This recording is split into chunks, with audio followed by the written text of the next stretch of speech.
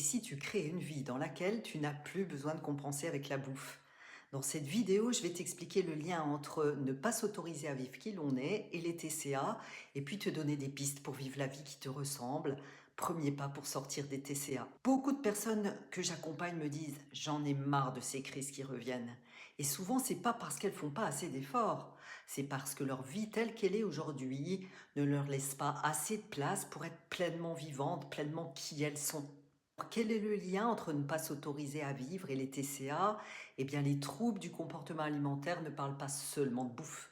Ils parlent très souvent d'une vie retenue, rétrécie, mise entre parenthèses. Quand tu ne t'autorises pas à ralentir, à désirer, à dire ce que tu ressens, à choisir ce qui te fait vraiment vibrer, à prendre ta place, quelque chose à l'intérieur cherche une issue. Et la compulsion devient alors une tentative de te sentir vivante, un espèce de moment de soulagement, un espace où tu ressens enfin quelque chose pour toi. C'est sûrement pas un manque de volonté, c'est un manque d'autorisation à vivre pleinement ce que tu as envie de vivre. Je pense à Maëva, que certaines d'entre vous connaissent peut-être à travers le podcast boulimisolution.fr. Maëva avait beaucoup travaillé sur ses crises et elle comprenait les déclencheurs de ces crises, elle faisait ce qu'il fallait vraiment. Mais sa vie restait très étroite et tout était orienté vers les autres, vers le devoir et vers ce qui était raisonnable. Quand on a commencé à explorer une autre question, la question que je lui ai posée, c'est: et toi Maëva, comment tu as envie de vivre?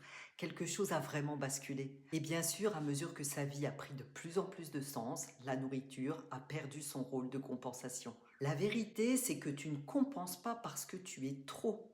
Tu compenses souvent parce que ta vie ne te nourrit pas assez. Je vais te partager 4 clés pour créer une vie qui te ressemble. La première clé, pose-toi cette question essentielle. Qu'est-ce que je retiens encore dans ma vie par peur, par loyauté ou par habitude? Ce que tu n'oses pas vivre aujourd'hui se transforme souvent en compensation. Je suppose que tu l'as remarqué. La deuxième chose, réintroduis du vivant, même en petit. Le vivant, c'est pas forcément tout changer.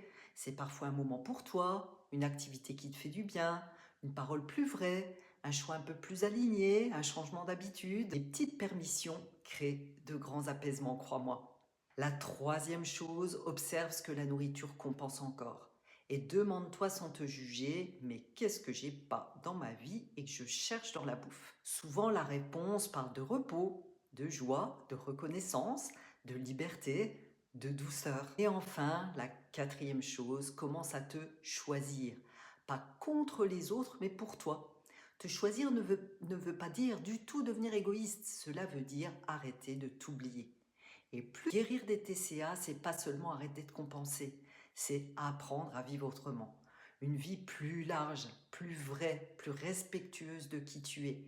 Et cette vie-là, tu peux vraiment la construire pas à pas. Je te remercie d'avoir pris ce temps pour toi, merci d'oser regarder ta vie avec honnêteté et avec douceur.